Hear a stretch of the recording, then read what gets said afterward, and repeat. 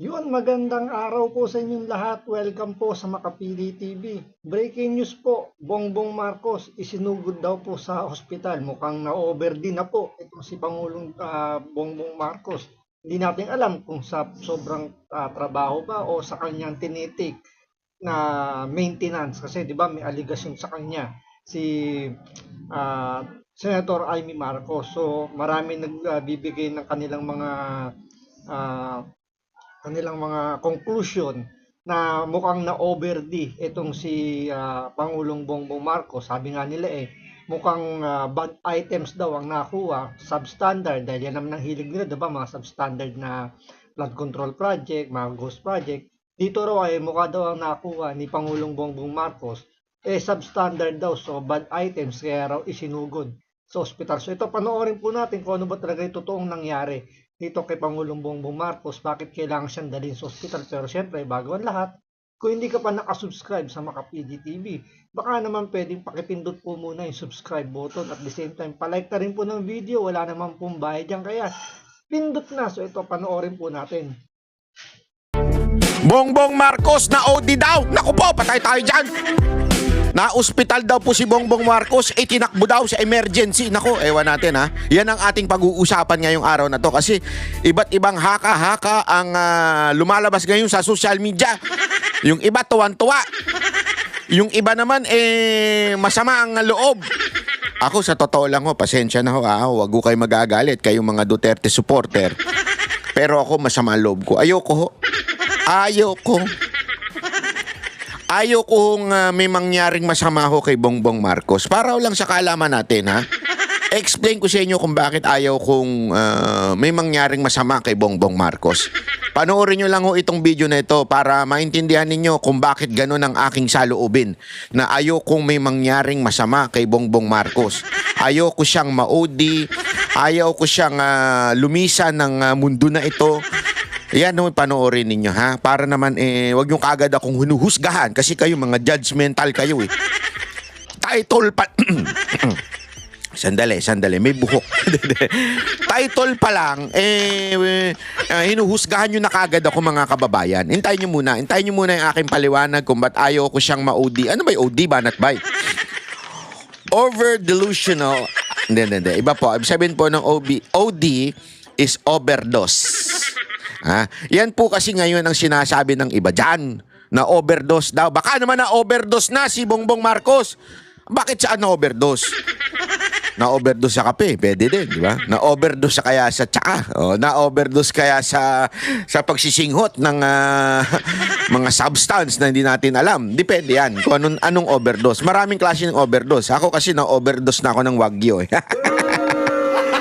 Gago! Ma-overdose na ako ng Wagyu. Breakfast ko Wagyu, pag ano ko Wagyu, pag ano ko Wagyu na naman. Hanggang makatulog ako, Wagyu pa rin na nasa isip ko. Biro lamang po. Kasi meron po ako nabibilang murang Wagyu Hindi ko sasabihin sa inyo, ba't ko i-share? joke lang. Anyway, ayun na nga po, na ngayon po pinag-uusap-usapan na baka daw na overdose. Alam naman po natin, di ba, yung sinabi nga ho ni Madam Amy Marcos, yung kanyang kapatid po niya nagsabi, hindi po ako. Kapatid niya nagsabi na ang breakfast daw ni BBM ay, alam mo na, si Mary Jane. Kilala niyo si Mary Jane, di ba? Tapos ang nakakailang session nga daw sila sa isang araw. Hindi po ako nagsabi niya na si Amy Marcos. Ngayon, napagtanto tuloy ng mga iba nating kakababayan, naku, baka naman na overdose na yung animal na yan. Sana naman yun ang... Di ba? Mukhang malaki yung posibilidad nga na na-overdose nga si Bongbong Marcos kasi biruin mo, baka hindi na nga kumakain yan So tumitira na lang ng chongkay sa umaga tapos sasabayan pa ng illegal na pulburon. Hinahati raw sa 4 na beses kasama merienda. So malaki yung posibilidad. Tapos yung sinasabi pa nga ng iba na mukhang bad items pa raw yung nakuha. Diba yung iba nga ganun ginagawa kaya nga nagkakaroon ng konsehan. Yung iba nilalagyan ng tawas, nilalagyan daw ng kung anong-anong mga chemical para dumami or magmukhang ganun para lang bumaba yung cost of yung cost ng product. So bad items daw yung nakuha ni Bongbong Marcos kaya nagkaroon ng side effect. So dahil nga kumbaga na-overdose na nga tapos meron pang substandard na pumasok sa katawan. Ang ending, na-overdose tapos medyo nagkaroon ng komplikasyon.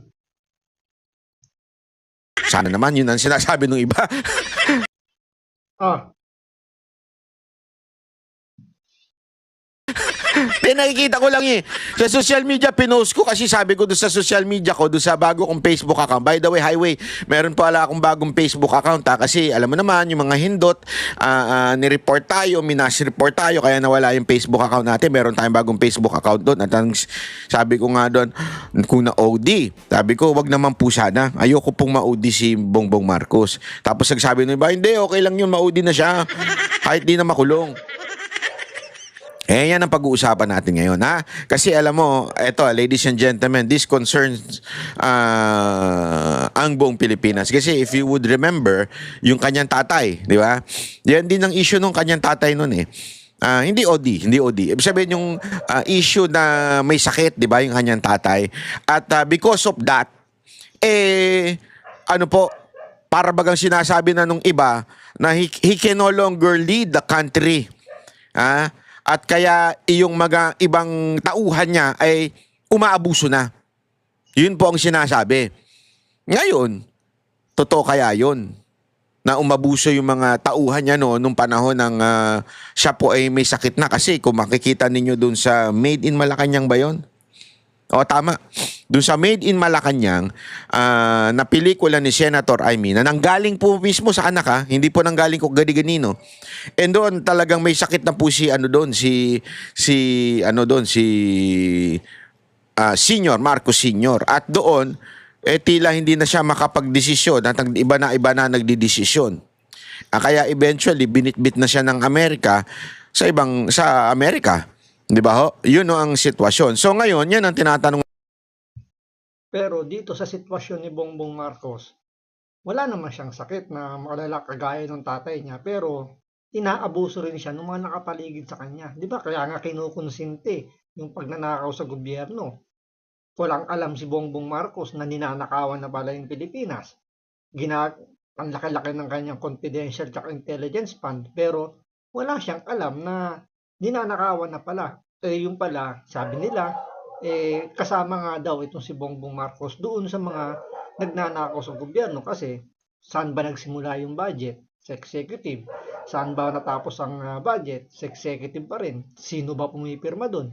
Siya rin. So, kita nyo na yung kumbaga, hindi mo pwedeng sabihin na inulit niya lang yung nakaraan ng tatay niya eh.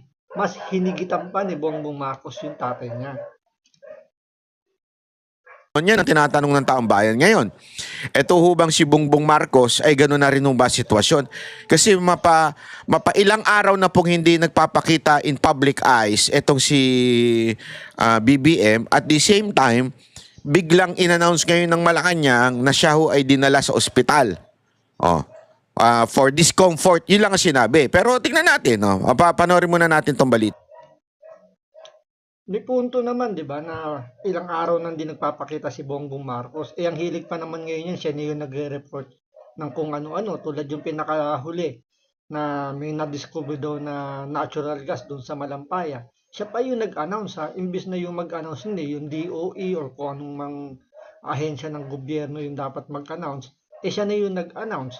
Pati yung I think yung sa PhilHealth yata yung mga programang ganyan.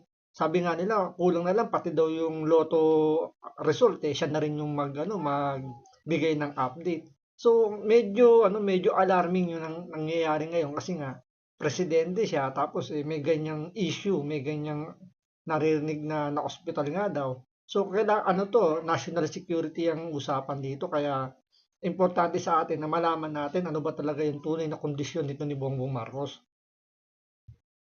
Natin tong balita.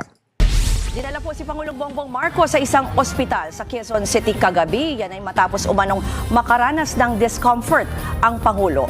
At mula sa Malacanang, nandyan po si Maricel Halili-Mase. Kamusta na daw ang Pangulo? Ano bang nangyari sa kanya? Alam mo, Ruth, nagtataka rin kasi tayo dahil biglang sinabihan tayo ng Malacanang na hindi na pupunta si PBBM doon sa supposedly event niya kaninang umaga. Ito yung TOYM, yung 10 Outstanding Young Men dito sa Malacanang awarding ceremony. Gabi, ironic, dapat atin daw nung Toy yung top outstanding, mga nakatayo na. Siya hindi makatayo. Hayop yan. Hayop. Hindi daw makatayo. Hindi daw. Huwag naman kayong ganyan. Kayo naman sama ng mga ugali, yung mga animal kayo. Kanina, but instead of the President's Executive Secretary, Ralph Recto, yung nag-represent sa kanya. Ang sinasabi ng Malacanang, pinaliwanag na ngayon kung bakit hindi nag-attend dahil kagabi, dinala pala siya dyan sa isang private hospital sa Quezon City dahil nga doon sa tinatawag na discomfort na naramdaman niya. Pero nang tanungin natin si Palace Press Officer Undersecretary Claire Castro kung ano bang discomfort ito, hindi na nila idinitalye kung anong klase ng discomfort yung naramdaman. Mali yan eh.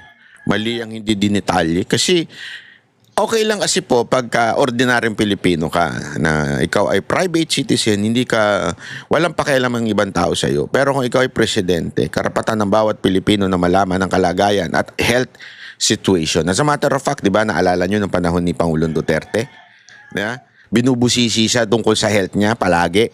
Tapos, lagi ngang may hashtag ang mga ulul na, nasaan ang Pangulo? Di ba? May mga ganyan-ganyan. Tinan mo ngayon, wala. O asan na yung mga hindot na mga makakaliwa, makatae, black, at saka itong mga kakampuet, at saka itong mga dilawan. Di ba dati naalala ninyo? Sila'y mahilig dyan. Nasaan na Pangulo? Nasaan na Pangulo? Ba't ngayon hindi nyo hanapin? Di ba? Pansinin nyo, wala ka makikitang hashtag ngayon na nasaan na Pangulo. O. Pero dapat po, noong panahon na yun, sige, nasaan ang Pangulo? Bigla siyang lalabas. Magkakaroon siya ng talk to the people. Di ba?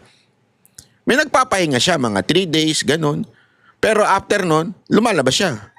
Oh. Alam niyo ko bakit walang ganyang hashtag ngayon na asa ng Pangulo? Siyempre, sino bang papalit kung sakasakaling matuluyan si Bongbong Marcos? O kaya malaman natin yung totoong sitwasyon ni Bongbong Marcos kung siya ano pa ba, yung capable pa ba magtrabaho? Siyempre, ang papalit si Vice President Sara Duterte. At ayaw na ayaw yan ng mga pinkyawan, ng mga dilawan, ng mga sympathizer ng NPA, mga loyalistang mga bobo. Siyempre, di ba, doon nga lang sa nakawan ayaw nila ipanawagan na mag-resign si Bongbong Marcos kasi papalit si Sara Duterte. Kaya okay na sa kanila yung nakawan tayo ng nakawan. Tatanggapin na nila yun kaysa maupo si Sara Duterte. Kaya dito, walang nagdalakas loob na hanapin si Bongbong Marcos kasi si Sara Duterte makikinabang at yun ang ayaw na ayaw nila. Oh. Dito, nasa na Pangulo. Medyo, I think, matagal-tagal na bago huli nating nakita yan. Kasi, noon kasi, nung panahon noon ni Pangulong Duterte, nakabunto talaga RTBM. Tapos makikita nyo doon lahat ng ginagawa ni Pangulong Duterte doon sa kanyang araw. Nakabuntot sila. Talagang naka-live yun, live stream yun. Although may delay lang ng konti. Dinidelay lang nila ng konti for security reason. Para hindi masundan at hindi makapag-prepare kung sino man yung may tangkang masama. So, delay lang ng konti. Pero ngayon, walang ganun. Walang ganun na talagang masasabi mo naka-live stream ang Pangulo everyday. Kaya nga, mapapansin mo, hindi laging nag-a-appear. Magtataka ka kung bakit. Di ba? Tapos ngayon, ganito. Na idadalhin daw sa ospital. Bakit hindi man lang nag-hashtag yung mga ulul na sinasabi nilang nasa ng Pangulo, nasa ng Pangulo? Di ba? Yun totoo. Nasa ng Pangulo? Na-OD na ba? Hindi natin na, we are not wishing it. As a matter of fact, I told you, ayoko nga Diba? In the beginning of my video, ayoko ma-OD siya. Papaliwanag ko kung bakit mamaya-maya. Pero, nasaan na Pangulo? Yun ang tanong. Nasaan ang Pangulo? Na-OD na ba siya? Wala bang video nakakaway-kaway man lang siya ng ganyan? O ganyan-ganyan man lang? Wala. Para malaman natin, di ba? Kasi naalala ko nung si Pangulong Duterte, naglabas pa ng dyaryo Yung kasi ganun yun para proof of life. Hawakan mo yung dyaryo, may date doon ng dyaryo. Yung cover ng dyaryo. Tapos may ganun pa si Pangulong Duterte noon Bakit ngayon walang ganun? Bakit wala man lang dapat talagang Malaman ng taong bayan. Karapatan ng taong bayan yan. ng Pangulo. Pero na-discharge naman daw agad si PBBM at bumalik na rin daw dito sa Malacanang. Stable na rin daw ang kanyang kondisyon pero buong umaga kanina nagpahinga lamang siya at minonitor lamang siya ng kanyang doktor. Ngayong hapon, inaasahan daw na dadalo na siya sa private meetings. 2 private meetings daw yung dadaluhan nila pero kakatanggap-tanggap lang din natin na balita na mukhang hindi natutuloy si PBBM doon sa kanyang okasyon supposedly na dadaluhan dyan sa probinsya sa Maynorte. Mukhang sasamantalahin muna ni PBBM ang pagkakataon para makapagpahinga muna for now dahil yan din naman ang payo sa kanya ng kanyang mga doktor. Pakinggan natin yung bahagi ng sinabi ni Undersecretary Claire Castro. Malamang po ang naranasan niya ay sobrang pagod sa pagtatrabaho. Pero dahil sinabi naman po ng doktor na naayos siya. Diyan pa lang kasinungalingan na kagad to si, tagapagsinungaling ng Malacanang. Di ba? Napagod daw sa trabaho. Asan? Wala naman kami nararamdaman na tinatrabaho ni Marcos, Dito maganda yung punto. Paano napagod si Bongbong Marcos sa trabaho? Si Vice President Sara Duterte nga sinasabi na hindi nagtatrabaho tong taong to. Ito nga yung mga sekretary niya, hinahayaan niya nga lang dumiskarte. Tapos manghihingi na lang ng update yan. Tapos wala naman tayo nakikitang major infrastructure project. Hindi kagaya nung panahon ni Pangulong Duterte. Talagang pandemic pa yun pero kita nyo yung mga infrastructure project, di ba?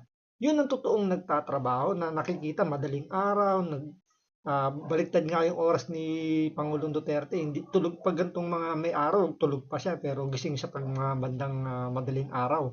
So, or gabi or hanggang madaling araw siya nagtatrabaho. Yun talaga yung inaatupag nagtatrabaho. Si Bongbong Marcos, ano ba ang kanyang major infrastructure project? Wala naman, di ba? Iba nga, kinikredit grab na nga lang niya, di ba? Yung sa Davao, yung sa Isabela. Ang pinaka talagang project ni Bongbong Marcos, ayuda, at saka yung flood control project. Kaya malamang, kaya na-hospital nga itong si Bongbong Marcos, baka na-stress na. Dahil nga, hindi pa nakukumbinsi yung mga Pilipino na wala siyang kinalaman dito sa nakawan sa gobyerno. Kasi hanggat nandyan sila Marcoleta, nag-iingay sila. Hanggat nandyan yung mga vlogger na talagang hindi tinatantanan yung flood control. Kasi yung packaging nila, crime buster, corruption buster, tapos na yung investigasyon, meron na nahuling big fish sa katauhan ni Sara Duterte, ni Bong Revilla. Pero ang totoo talaga nun, nagbabackfire sa kanya. Kaya nga yung trust rating niya, tsaka yung approval rating niya, sumasadsad na. Ang balita ko nga nasa negative 27 na yung kanyang trust tsaka approval rating. Tapos lame duck na siya. Hanggang ngayon wala pa siya nakukuhang pwedeng i-endorso bilang susunod na presidente. Tapos nalalaman niya yung si Sara Duterte lalo lumalakas yung rating na halos sure win na pag siya tumakbo sa pagiging presidente. So yun yung mga nararanasan ngayon ni Bongbong Marcos, stress. Tapos siguro hindi pa makakain dahil nga panay ang paggamit ng ipinagbabawal nga na substance, sabi ni Senator Amy Marcos, di ba? So malaking factor yun, lalo na yung stress, kaya na-hospital yung isang tao. So, tapos hindi ka pa kakain, malamang sa malamang ganun talaga yung kahinatnan mo. Ma-overdo. Overdo hindi overdose. Over duty sa trabaho. So yun ang ibig po natin sabihin. Ang alam ko ng trabaho niya, i-ribbon cutting niya lahat ng proyekto ni Pangulong Duterte. Yun lang. Ribbon cutting. Asan ang trabaho niya? Una, wala kami nakikita. Pangalawa, wala kami nararamdaman. Yeah? Kung nagtatrabaho talaga ang presidente, dapat malang naramdaman natin. Yeah? Makita natin yung pag-asensyo ng bayan. Yung mga bagong polisiya. Wala. Puro nagsasalita, mga tauhan niya, mga amuyong niya. Wala ka makikitang pagbabago, kaayusan, pagiging command. Wala ka makikita doon sa Pangulo. As a matter of fact, ang gagawin lang niya, ribbon cutting, tapos ngingiti-ngiti, ngingiwi-ngiwi. Ganun. Tapos sasabihin mo, napagod siya trabaho.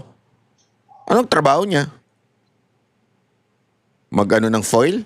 Hindi, ako nagtatanong lang ako Hindi, foil. Alam mo yun, pagkakakain ka, baka kayo naman talaga sama ng isip ninyo, talaga mga animal kayo.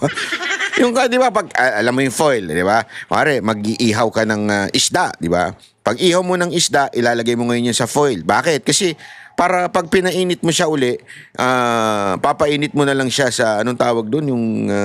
Yung humahangin. Ano ba humahangin? Nakalimutan ko doon yung tawag doon.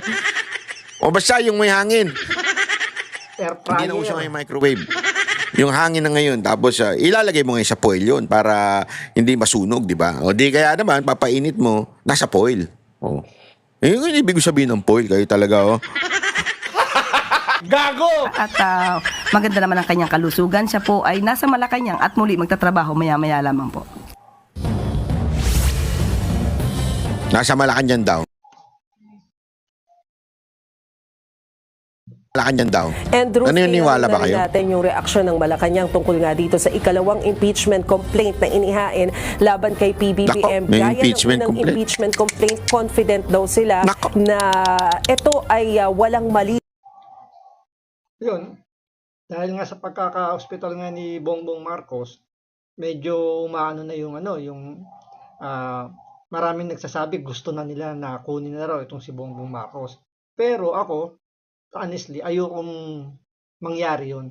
Alam niyo kung bakit? Siyempre, sa dami ng mga nangyari sa gobyerno natin ngayon na siya naman talaga yung isa sa pinakamalaking may kagagawan ng kaguluhan, paghihirap ng Pilipinas, nakawan.